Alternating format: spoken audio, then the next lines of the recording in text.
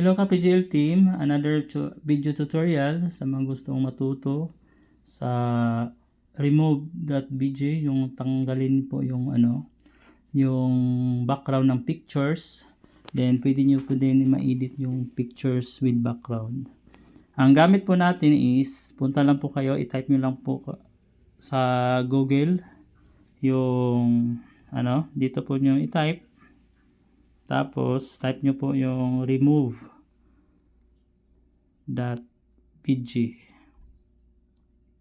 Ayan guys, then enter nyo lang.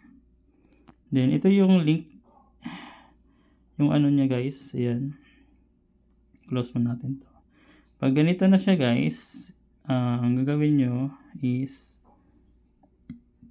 tap nyo po itong upload image.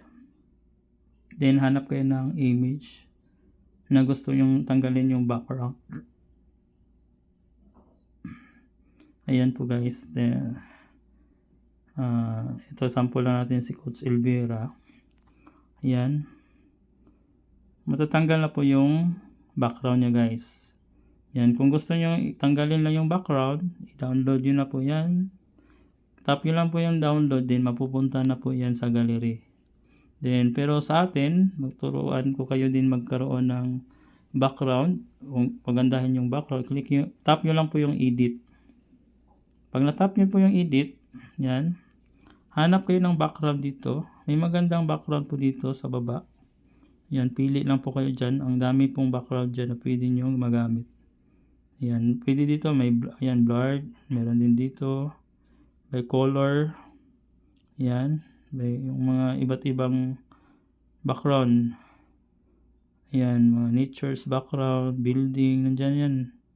Tapos, after nyan guys, ang gagawin nyo para ma-download nyo po ito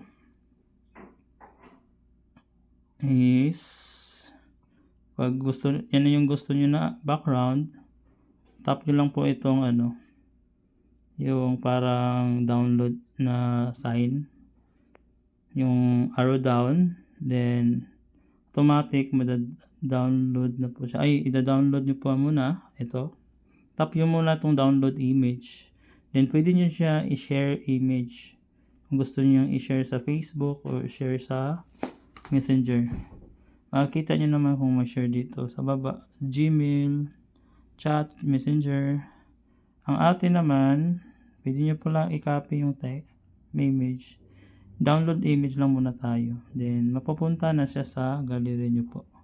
Then, punta tayo sa gallery kung nakikita ba natin yung background na yun. Punta tayo. Yan. Nakikita nyo po guys, ito na po siya. Yan. Meron na po siyang magandang background. Yan lang po yung paggamit ng remove.bg.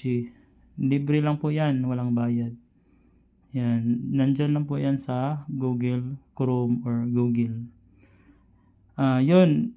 Guys, salamat sa mga nanood tong video tutorial. Sa mga gustong ganitong video tutorial, just subscribe our YouTube and para ma-notify po kayo sa bagong video na in-upload natin.